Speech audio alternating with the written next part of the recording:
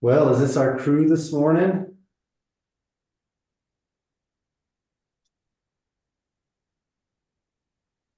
Looking like it. Looking like it. We're, yeah, five after.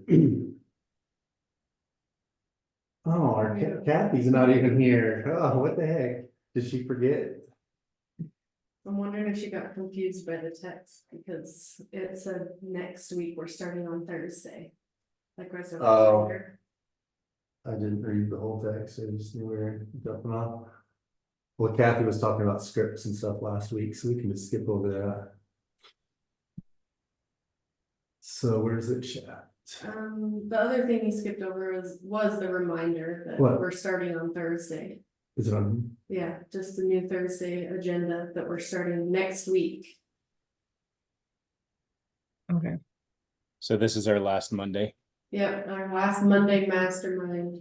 Yeah, so Thursdays, I know we started at 9:30. Yeah, 9:30 to 10:30. 9:30 to 10:30 for this, and then we'll do our normal weekly Wednesday trainings starting on Thursday. Next week's gonna be cool too, because we have not this week, this week's on Wednesday in 2 days. Yeah. But the following week is Ian. I got Ian to do a presentation on his investing journey and the portfolio he's built and quitting his job and moving into landscaping. Into real estate full-time and stuff like that. So I'm really excited for that. Ian's a stud. He's gonna do really well. That's Are gonna you be fun. Are you gonna send out an email just with the changes? Yes. We'll send something out. Yep, yep.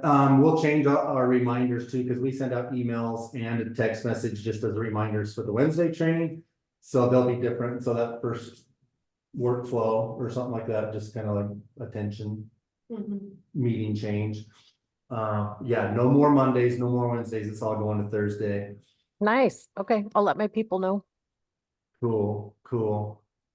I think it'll be good. Well, that's why I'm doing it, obviously, to consolidate it on one day, so that we can, you know, just be more productive through the week with other stuff. So where's the chat? There it is. I got one thing I wanted to share with you guys. How many of you saw this in the chat, this article? Homie is no longer my Utah friends. Stacy, I don't know that you have Homie up there, but they're done. Nope, See never ya. heard of them. What'd you say, Eric? See ya. Yes, see ya, bye-bye. Were they big there? I've never heard of them. Well, they're in actually several of the western states, I think, 3 or 4. Yeah, Nevada. I know. Yep, yeah, I think they're in Idaho, but they were more of a technology company. And the reason a lot of agents around here really don't love them is all their billboards and their marketing was bashing on the industry. And as far as I understand, the code of ethics and stuff like that, we're not supposed to do that. And they had billboards and their whole message was, you don't need realtors. And it's like, as a brokerage, how do they actually do that? But it's a good, not proof of concept, the opposite of a proof of concept, that people really need the relationships and they need a person and they need a guide and somebody to help through the transaction and not just a click a button, buy a house type of a thing. And the skill level of the people that were representing them as W-2 employees, my opinion, I would just say was lacking. It didn't attract the higher caliber, more experienced agents that really looked out after the best interest of the clients like we do. So it's kind of a good thing because everything's going digital, all the technology and everything, and everybody's talking about it right now, right? With the new NAR settlement and commissions and this and that, and what new brokerages are going to pop up. I think Eric, you and I have talked about like Amazon's probably going to, start their own brokerage, and anybody in that technology space is going to see an opportunity because the talk, because of the NAR settlement is, which is wrong, but you don't really need agents. And the talk also was that the sellers felt like they were being forced to pay an agent on the other side. So I thought I'd share that with you guys just because it's relevant to all the disruption and the changes that are going on. And to me, that's a good sign. To me, that's a good sign for the career agents, those that are really making this their job versus just, yeah, you know, if my friends call me or whatever, I'll help them out. And that's a whole different sector of our industry, right? I mean, but for us who really try to make a business out of it, it's actually good news. It is. That's a quote from that article, by the way, too, that I just put in the chat. That's why agents didn't like them necessarily, but their business model was pretty interesting because they would charge a low fee for the sellers and they would bash agents for charging so much. And then they would get the leads from those listings and then they'd go get 2.5%, 3% from other agents at other brokerages. And that's how they made their money, is from buyers that were actually, you know, I mean, from other brokerages actually offering real commissions. So yeah, it's I'm not going to be super sad.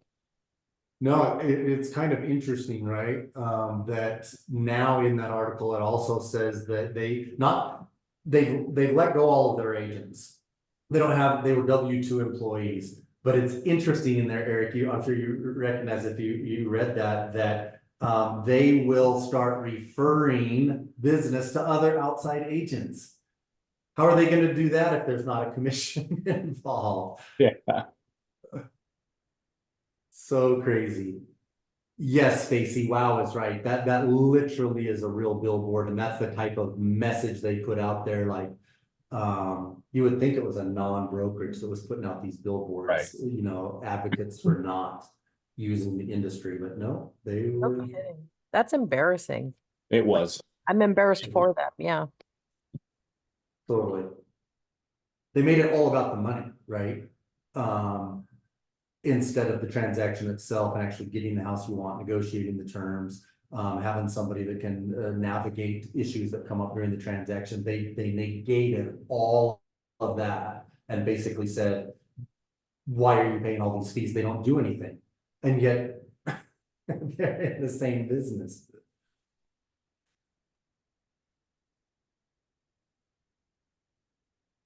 Hey, James, see you're driving. Good to see you. How's it going? Good, good. We were just talking about the article that came out on Homey. I don't know if you saw it. Homey kind of let go all of their agents and basically their model's not working. And it didn't say they were going out of business, like shutting their doors, but they no longer have agents in their brokerage. Yeah, I saw that. I read the headline and like a little excerpt underneath, and that was all I spent time on. So it is what it is. Good for us.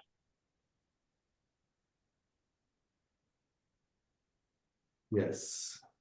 You got anything? Anybody got anything else on this little segment here as far as wins? Anybody dealing with a challenge on a client or anything we want to chat about? We have some big wins. James, you better share. Nice. You better share. Yeah, I'll share. We went under contract for one of our buyers on a short sale, and so that's where I was this morning getting a quote on some paint on the inside. And we actually negotiated with the listing agent, and they covered a large portion of a broken window. Our buyer's going to go FHA, which was nice because she thought she would pay fully out of pocket for it. So that's a win for her.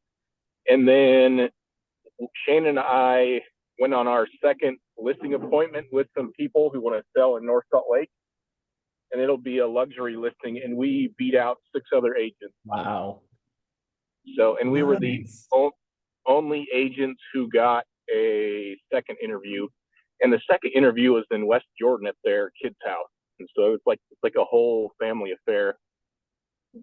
And I think one other win with that is they were telling me that I was the only agent who brought up the NAR settlement first. Mhm.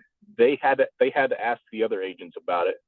And then another thing that they liked that they said that they liked is that, you know, I'm just here. I told them I'm just here as an advisor. You know, I didn't help you. I didn't pay any of your mortgage. I didn't help you plant all the flowers. I didn't help with any maintenance. So you're really the ultimate decision maker. And I just kind of emphasize that with them. And they're like, oh, none of the other agents told me this. And I'm talking, we beat out agents who put homes on like KUTV and stuff like that. So I think the biggest thing was just addressing all the elephants in the room immediately and not waiting for them to bring it up. Just show that we're willing to talk about those things and just have really open communication, which is what these people really value. So I think those are the things that really made an impact in addition to the EXP luxury stuff. But the end. Okay, I don't know what no, else Shayna's talking about. yeah, no, it's not the end because you forgot the beginning, which he wouldn't say. By the way, I'm getting my hair done. That's why my camera's not on. But he went on that first listing appointment by himself, and that was his first solo listing appointment. So how cool is it that his first solo listing appointment, he got that second interview, and it's over $1 million listing. So that's good on James. Yeah. James doesn't like attention. Yeah, well, this was a referral from Ian. So usually all the others, we know the people, and Shayna knows them, so she kind of takes the lead. But the timing worked out where I did this one by myself, and I'd been with Shayna doing it enough. But yeah, I don't know. I didn't purposely leave that out. But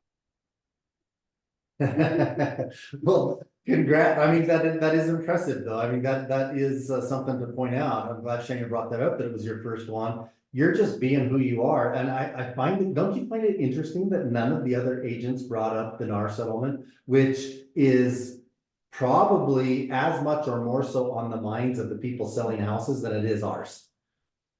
And they don't Yeah, understand yep. what that means. Some of them are just like, oh, great, we don't have to pay as much commission now, or they're confused. They know little snippets of what the settlement means or whatever. So bringing it up, like you said, the elephant in the room or whatever, it's not really necessarily the elephant in the room, like people were avoiding it, and they might have been avoiding it, but setting yourself apart by discussing the issues that they know, are going to come up later, and leading with that is brilliant. Brilliant. And the really nice thing is I took all the paperwork there, and I don't know if it's in all states, but the EXP writer, if you guys have taken a look at that, it really spells it out. And I use that as the outline for my conversation.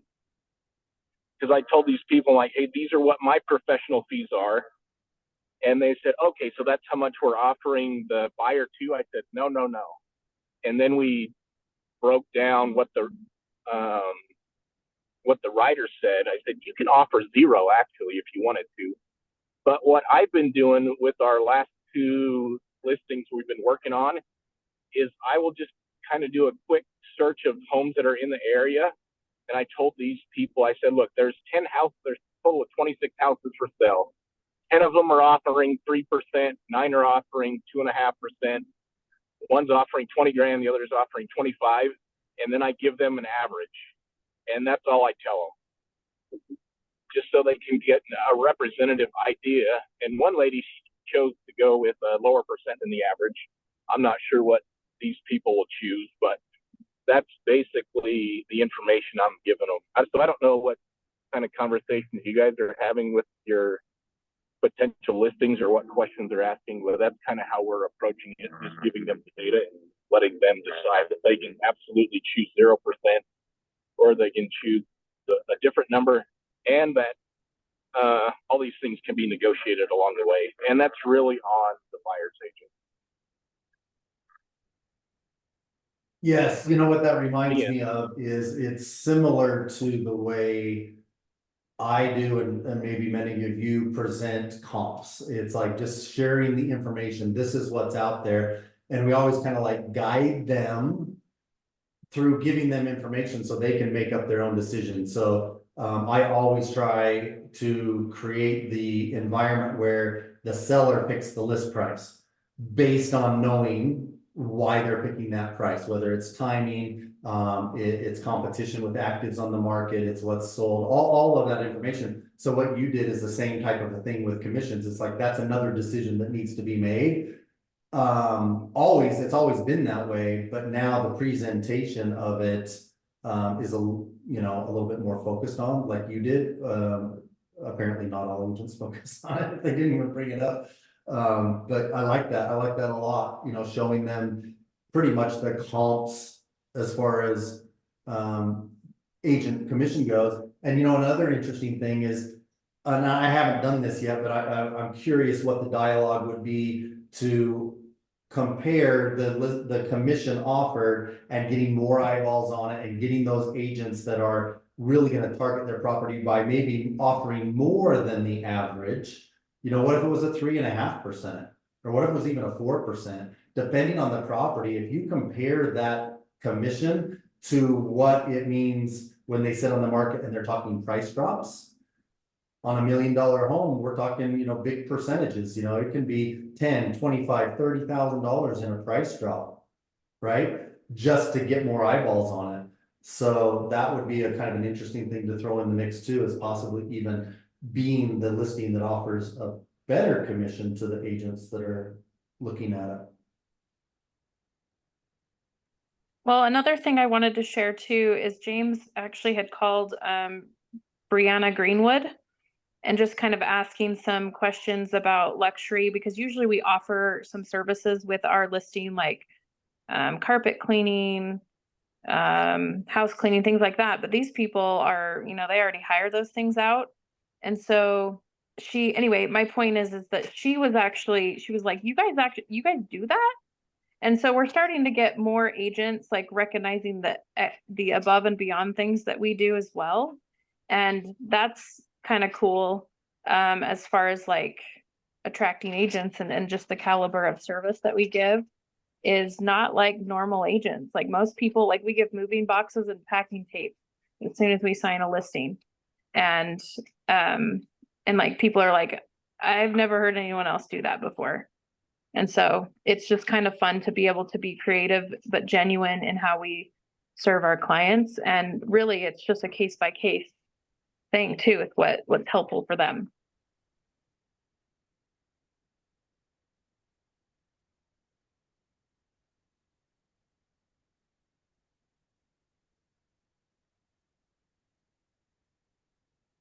I like that a lot, because whenever you're offering little tidbits like that to other agents and they're like, wow, I never really would have thought of doing that. It's because, in my opinion, a lot of the training and the scripts and stuff like that is pretty one size fits all. There's not a lot of creativity coaching that I've found anyway. If you guys know of something, maybe let me know, but it's pretty much the same with these coaches.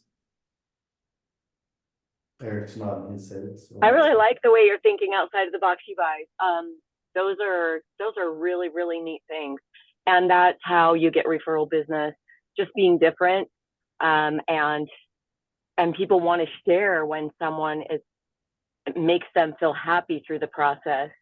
And so, yeah, thanks for sharing those. I think I've only done the moving boxes one time, and but I like that once you sign an agreement that you bring tape and moving boxes. That's a really cool idea.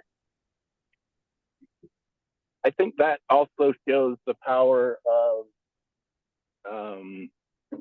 Team Limitless in general in attending these things. We're bouncing good ideas off of each other. We had a thorough discussion of the NAR settlement the week before. I used that to my advantage. And then our typical listings, like as Shanna mentioned, they can benefit from those services we offer, but these people necessarily couldn't. So, and I had some time and I knew Brianna was available, so I just reached out to her and bounced some ideas off of her. And now we have a much better idea because she has a $3.5 million listing. She just closed on a $2 million. So I'm just a testament towards all the awesome people we have, and take advantage of those people and their experiences. So the end. I agree with that, because doing the multiple $1 million listings can be very intimidating and scary. And when you can talk to someone as real as Brianna, and she's willing to kind of help make that feel a little easier, it's nice to be able to reach out to someone like that, because honestly, I don't know how many people you would have been able to reach out to that would have been willing to help.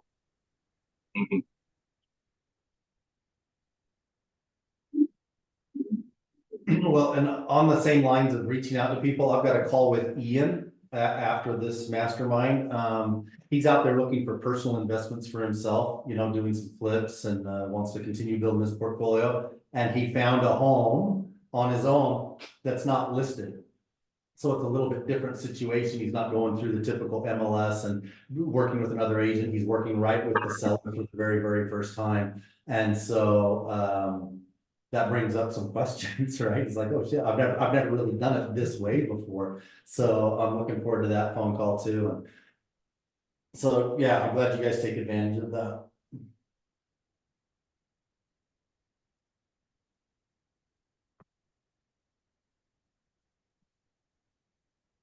Anybody else? That's awesome stuff, James. Congrats on that for you and Shayna. Anybody else have anything? Yeah, I'll share a couple good wins. We've got a couple new listings coming out in the next week or two.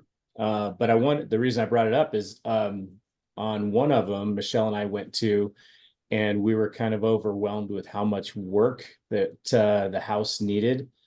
Not so much in remodel, but just rearranging and making it a presentable listing on the market. So we had Shelley Morrison come out and do a consult with them, and she spent 2 hours with the seller, went through every single room and did an amazing job, and saw a lot of things that Michelle and I didn't see, and put the list together. And they are working hard on that list, like it's a checkbox for them, you know. And it's I just thought I'd remind everybody how powerful that is, because it only cost us $225 to have her come out and do that, but it's going to sell faster for more money, and the clients are going to be happier, and it's so much easier for them to have a checklist from someone else besides us to get those things done. So just a little reminder how awesome and powerful that is. And it helps too in securing the listing too, to brag about somebody else and someone else on your team that does such a good job and is going to help you sell your house for more and faster. It's a really inexpensive investment that really helps secure the listing and make it an easier job for you to sell it too. So excited about that. That's so much better than trying to portray yourself as being the expert in everything, right? You do what you do and you're confident in that and you talk about that, and then you point towards somebody else. Well, I use these people because that's what they're good at and they're the expert. So having a team of resources behind you is very comforting to an agent. I mean, why wouldn't you do that? The fact that she came in there and it wasn't you telling them what to do, but it was somebody that is a specialist in that area.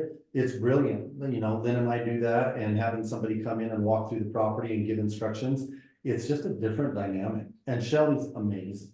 Yeah, it really helps. And it fits right into, bragging about our photographer that comes in right after you're done with the checklist too. And I always say, you know, I'm a damn good photographer. I'm proud of what I do with my iPhone. But I cannot do what our photographer can do to make your house really look amazing. And the whole goal of putting your house on the market is to get people to schedule an appointment. They have to see this house. And 99% of the people out there are going to find your house online, look at the photos and maybe some of the stats and price, and they're either going to, eliminate it, or they're going to want to schedule a showing. So having the design and the presentation and the photos as perfect as possible is the most important thing, I think, in getting that house sold. So for sure, you want people that are scrolling to stop. And I always say that one of the purposes of using a professional photographer is we want to elicit an emotional response from a buyer. Buyers buy emotionally. Investors may not have a lot of emotion in their decisions. It's based on the numbers. But if somebody's going to live in that house, photos, I mean, think about this. The next time you're looking at different properties, you're going to be showing your client or whatever, when you're doing comps, you can probably think of certain photos and listings that literally grab your attention. And it looks so nice. It does have a feeling attached to it, right? So those photos can elicit an emotional response versus just kind of show the rooms, it goes a long ways.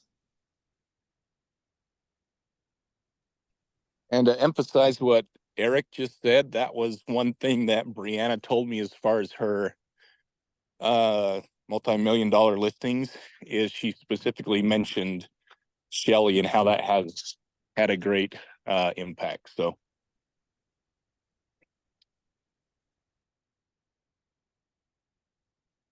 Super cool. So I've got one that I got a call yesterday. Now let me back up. So years ago, back in the downturn when, certain properties just weren't moving, this is like 2010, 2011-ish, right in there. The cheapest house I ever helped a client buy was up in Ogden on Grant Avenue, $26,000. $26,000, and the home was on a double lot. It had an extra lot with it. This was a bank-owned property, infested with mold, holes in the roof. It was just a shithole. Well, this lady was referred to me by another investor that I knew that did, humanitarian work. He volunteered at community centers and worked with people that were struggling. This lady was about to become homeless, if you can believe it, like within weeks. She was getting evicted. She didn't have anywhere to go. And her mom gave her access to a credit card that she had. We literally bought this house on a credit card. And I had contractors from our fix and flips and our remodels and everything like that. I got a contractor to replace the roof. We mitigated the mold. He tore out the sheetrock and got the house livable and in fairly nice condition, actually. And because she didn't have any money, she just had this credit card. She actually paid him in Home Depot cards. She would go to Home Depot and purchase gift cards, and that's how she paid for his material and his labor and everything. And she had enough on this credit card to buy the house and to do the fix up. Anyway, the reason I tell you that, it was like not many agents would take that. This person that referred her to me actually called me because he knew just kind of like Lynn and I's character, and that we like helping people, and it was pretty much pro bono, right? I didn't make any money for doing it. And it was quite the challenge, but I was up for it. Well, her daughter, who was a lot younger back then, is all grown up now, been like 14, 15 years, and she's moving to Wyoming. And she reaches out to me yesterday and said, I'm moving to Wyoming. And my mom said not to do anything and not to make a move until I talk to you. So I'm wondering if you can help me find an agent in Wyoming that will take good care of me as I look for a house. So it becomes a referral. But the reason I bring that up is the things you guys are doing now, and James, that relationship you just made with this luxury home or whatever, those relationships are also future business. Hopefully, when we're going above and beyond like that, our referral based compounds every year as we do more transactions every year, and we make those kind of relationships. They think of us 15 years later when their kids are grown and buying a house, that we get a call like that. So I just want to kind of put that out there, that there's the longevity of what we do. We don't even know yet, but it does come, and Lynn and I really are blessed by having that. Stacy, coolest story ever. Awesome. Yeah, it's pretty amazing. She still lives in that house today. She's paid off the credit card, changed the trajectory of her life and her daughters, from them being homeless and on the street. So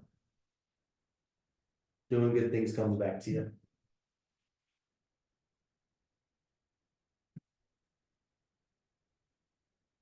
All righty. Should we move on, or does somebody else have anything?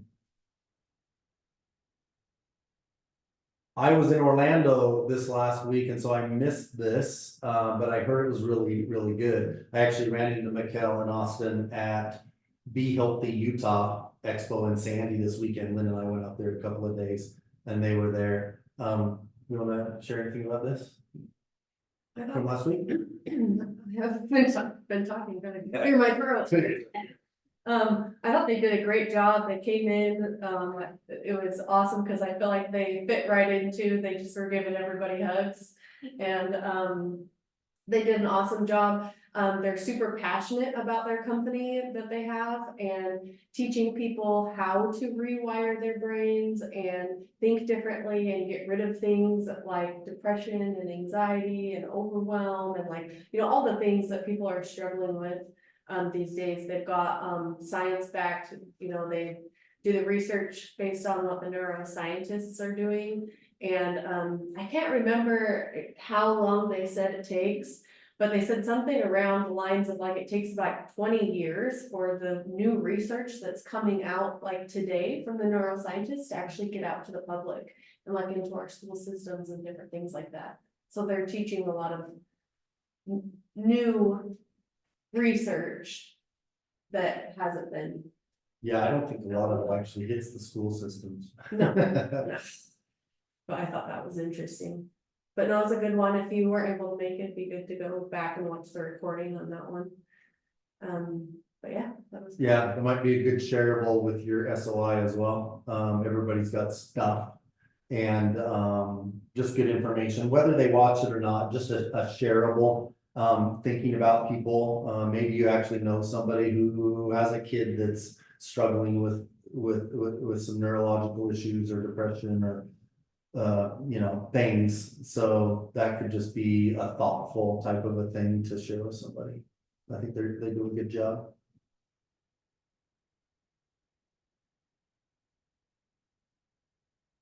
This Wednesday, is this one CE? Yeah, this one's a 2 hour, our last Wednesday training, 2 hour CE for Utah. Sorry, Stacy. Concentrating on distressed properties. I did a Zoom call with him. You can watch that on the registration page. I like this topic because it gives you an avatar of somebody to speak to, or an avatar of a property or something that you can go after and have some solutions on how you can help people through their situation or work with the property that might be in this situation. So distressed property could be something in foreclosure, it could be vacant, it could be just a really rundown property. And there's options there to work with clients in that arena. And sometimes we necessarily don't look for a specific type of property. We look more for the person. So this should be a good class and some credits.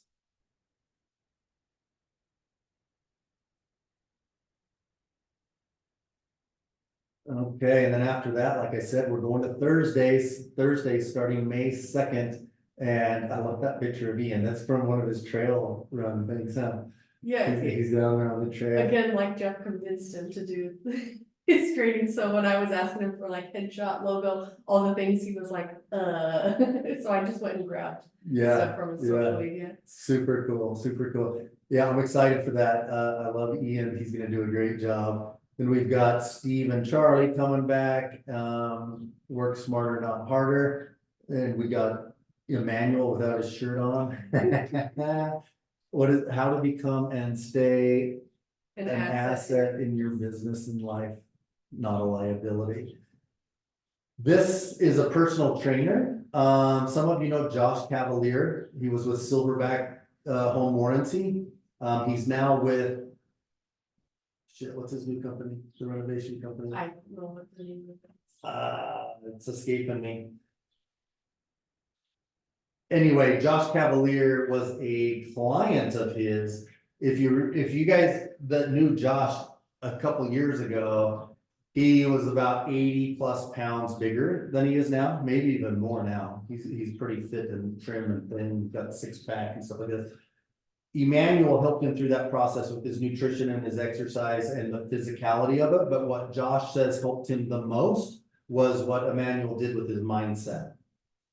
he wouldn't have had the gains that he had without changing his mindset, regardless of the diet, nutrition advice that Emmanuel gave him and the workout regimen and stuff like that. And that's what I love about Emmanuel is it's a very well-rounded approach for wellness.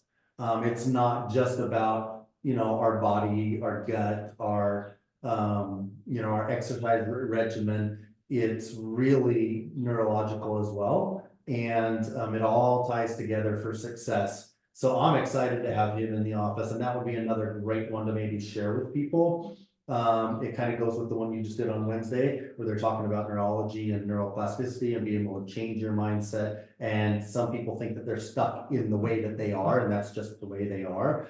But you'll hear Lynn even talking about it as she's gone through some of these programs, how we make maps for ourselves as we mature. We just have maps. We have a way of operating, and not everybody realizes that we can change those. We can get rid of the old maps and we can create new maps and really change the trajectory of our life.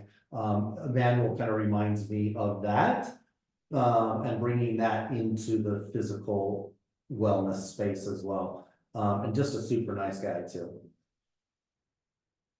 I was just gonna say, I think that one would be that's a good invite to anyone that it's talking about being an asset in your business. So anyone that owns a business or is an entrepreneur, or, it's a good SOI reach out. And also Ian's class, I think, is a good reach out for anybody that's looking to start investing.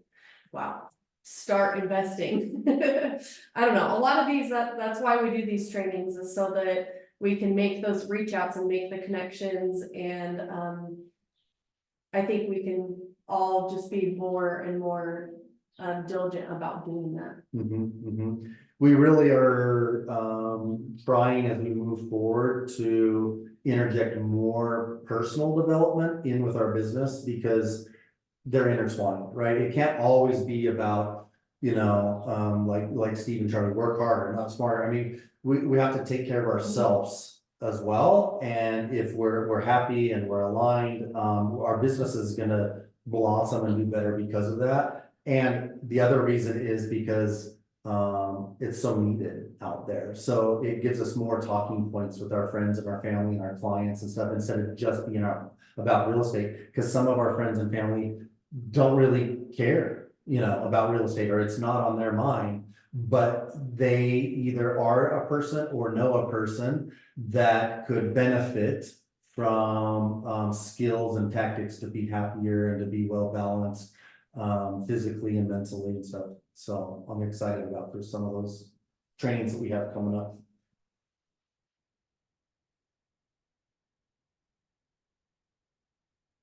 Who's this? Hillary. Hillary, awesome. Parting thought. I just startled her. She was looking somewhere else. Hillary, parting Sorry. thoughts. I literally anyway, sorry about that. Anyway, so when I was going through this, so the I'm trying to think of how to start this out. So the reason why I'm bringing this one is because, like, a few months ago, I was kind of trying to figure out my my mission. That might be a good one. And my husband told me this story a few months ago, and it's been resonating with me quite a bit since then. So I thought I would share that. And so it kind of goes with the story of, I'm sure I don't know if this is a story or just, I don't know, but it's a story of the three bricklayers. I'm sure you've heard it. If you haven't, I'm going to tell just a brief one. And this was started being told, I think it was 1966, when the, the St. Paul Cathedral was being rebuilt from being burned down. And so all of these stories came from it, where there was somebody who, one of the foremen or whatever they were coming by to kind of just see, and he was really see how the work was going. And he was very interested in other people. And so he would ask, like, he asked one man, he said, the first man, he asked each of them what we're doing. And he said, the first man answered, I'm laying bricks. And the second man replied, I'm putting up a wall. And to keep these, people, dry or safe or whatever it may be. And the third man said enthusiastically, he said, who, me? Why, I'm building the most beautiful cathedral. And it kind of gives you, what I kind of got was a few different things from this. One was attitude, perspective, and kind of, what was the other thing? Perspective and attitude and purpose. Yeah, purpose. That was the other thing. And so, and that's why I kind of love the story is it talks about how your perspective is everything. And, when you go back to, I think your attitude towards everything and what you were doing will determine like your success, and to kind of let your own pride like shine through in everything you do, and kind of see the big picture and focus on the potential of the end result, and kind of let that motivation drive you to do it, which kind of brings us to that your thought that you have on there, which is is knowing our purpose brings our life's motivations to our work, which brings our work to life.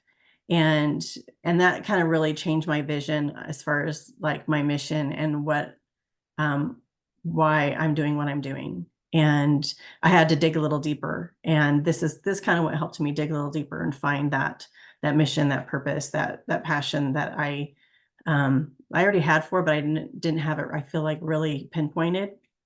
And so anyways, that's kind of what I felt like was just knowing. Anyway, does that help resonate with you guys? I mean, as far as like what my point is trying to be.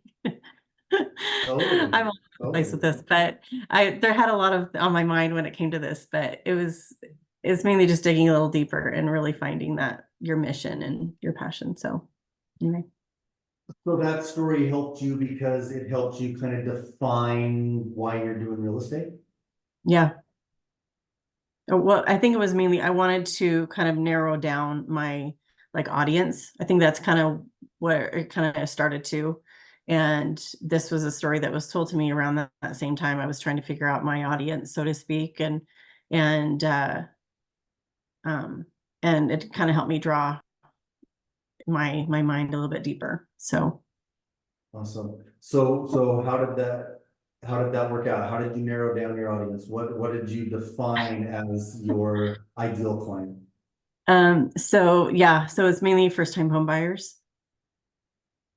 Because I feel like there's a lot of fear out there, and I wanted to kind of help them figure out a plan to help them get to that point where they can feel confident buying their first house. And as I think with the experience that I had with the last two clients that I had were both first-time home buyers. Last three were first-time home buyers, and to where it was just like I kind of just felt like I needed to be kind of like a tool to help, a resource to help those who want to be there but don't know how. So anyway, That's a great mission. That's a great mission. If you want to do classes here at the office and try and attract people and get them together, maybe, so it's not always one-on-one. If you want to do presentations like that, then you're totally welcome to use the office. But if you need, a sidekick or a side buddy to present any of those, I'm totally willing to help you with those. It is something that I would like to do. It's on my to-do list for sure. I think I'm just kind of gearing up for that a little bit and preparing for that. But it is definitely on my to-do list. So thank you. Do you know how you prepare for it? You freaking do one. Yeah, that's true. That's true. Yeah. I mean, I probably could do one in the next, I could do one anytime. I really could. I feel like I'm prepared enough to do that. But I feel like anyway, I might have to dig a little bit deeper on the how on that one. So Lenders are really good partners on that type of representation too, because a lot of questions come into that arena. That's nice to have a lender there to talk about programs and Absolutely. grants and stuff like that, because some first-time home buyers just don't even understand how they're gonna be able to pull it off. Right. So you can speak to a certain aspect of, you know, the history of real estate, the future of real estate, why it's great, better to buy versus rent and all of that kind of stuff. But the logistics of actually pulling it off, it's really nice to have a lender there that has a personality that can, you know, connect with the people and give them options to consider. Going back even to when my kids were first-time home buyers, there was resistance there because they hadn't really given it enough thought. Like, I'm ready to buy a house. It just wasn't, you know, at their age, it wasn't even on their radar. So just holding people's hands, taking them through the process and getting them started by turning in an application and having a discussion with the lender, then they slowly get enough information that gives them confidence, and they know that you're there to go through the process with them. So really, I mean, first-time homebuyers is a great segment of clientele to focus on. And I can see the passion behind that, because you literally, like we were talking before, can change the trajectory of their life, right?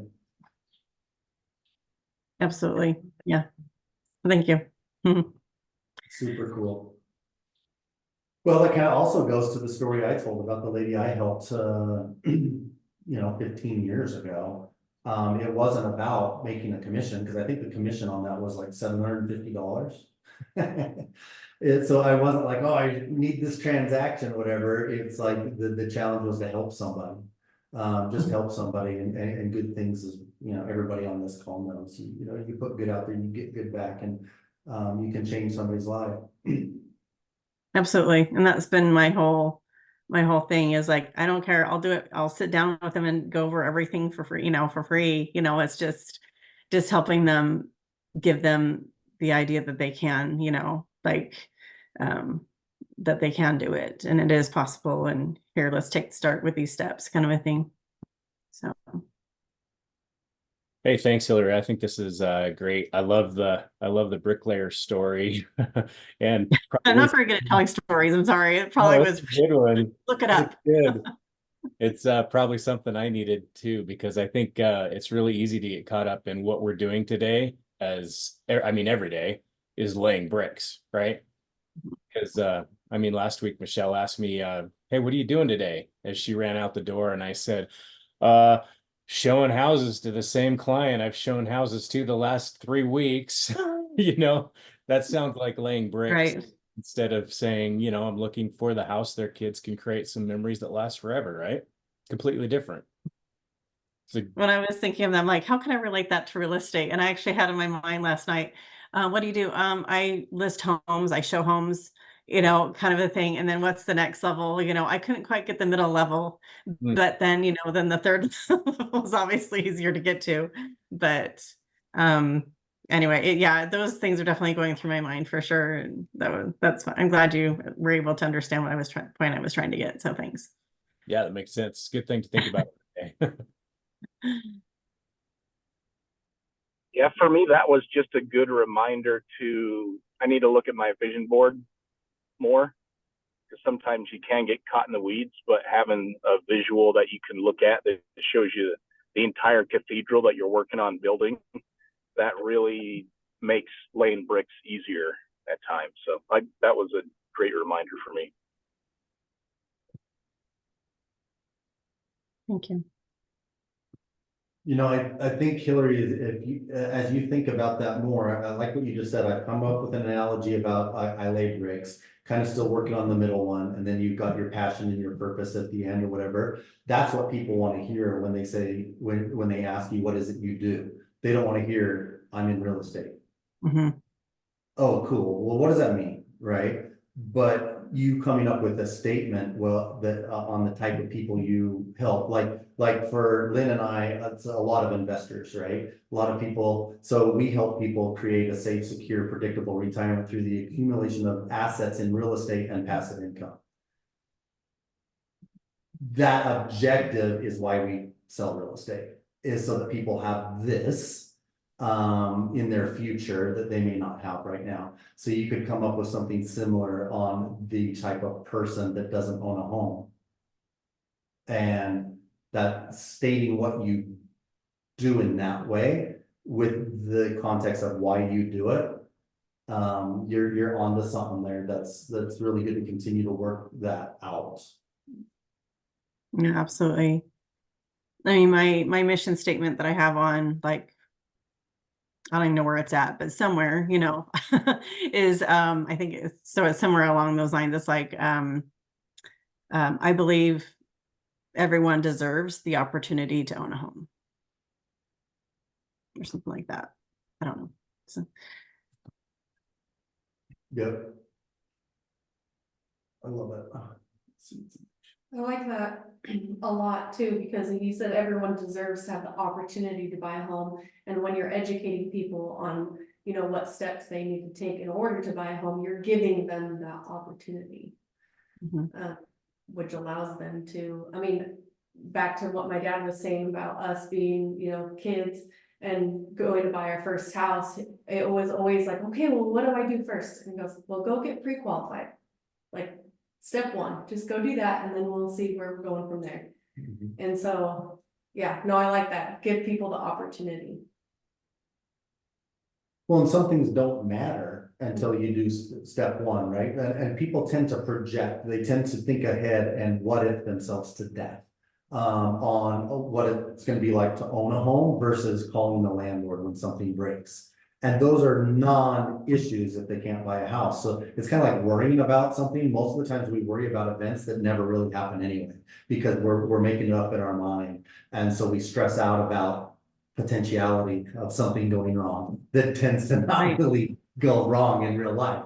And so if you can help guide people, and be that person that locks arm with them and says, don't worry about that. I got you. These other things aren't really important yet. So we have to go as far as we can see. We can, you know, by doing the application, because the answer to that is going to determine where we go from there. If we're just guessing this hypothetical situation on what it's gonna be like to own in Kearns versus Sandy, I mean, that's just not even a conversation that's relevant at this point. So that's, I think, a very valuable thing that we bring to people is keeping them in check so that it's not overwhelming. Absolutely. And Stacy said in the chat, she says, oh, Shayna, I read Stacy. That was the previous comment. So she said she loves that, Hillary. What I'm hearing is ultimately it is all deep within ourselves. True.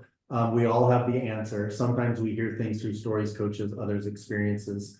I love that, Shayna, and that's kind of that story, right? That story right there gives an analogy that we can relate to. And James sharing his experience about his listing appointment, and then, you know, by extension, sharing stories that Brianna said, we can learn from each other's experiences and share and use those stories for others as well.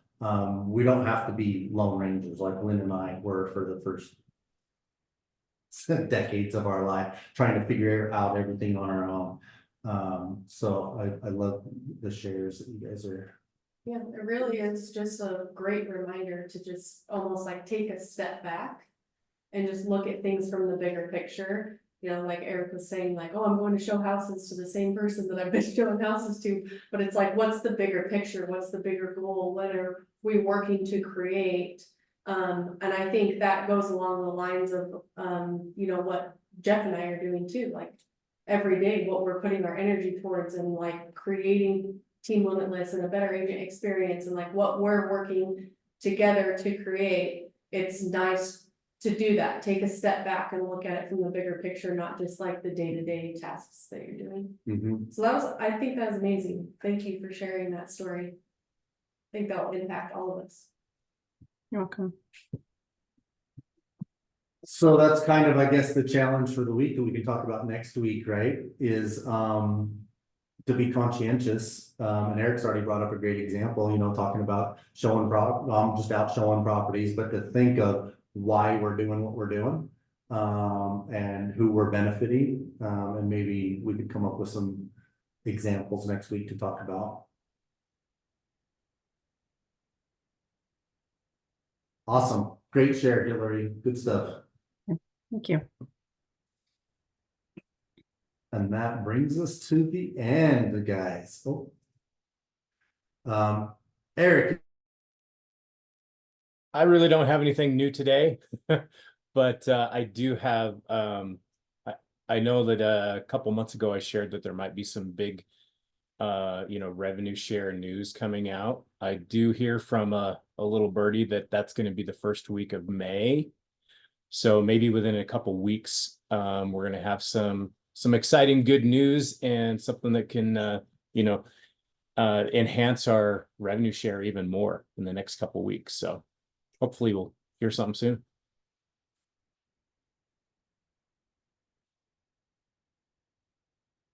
Jeff froze, I think. Or is it me? I No, think 'cause it's I Jeff. can hear Oh you. yeah, I just hopped off. Mhm. Well, very good. Well, I think we're done anyway, so maybe he'll jump back in and say goodbye, but I'm gonna jump off 11 o'clock. It's good to see you all, and thanks for all your input, everybody. Yeah, nice job. Bye, guys. We'll see Thank you. Bye. See you guys later. Bye.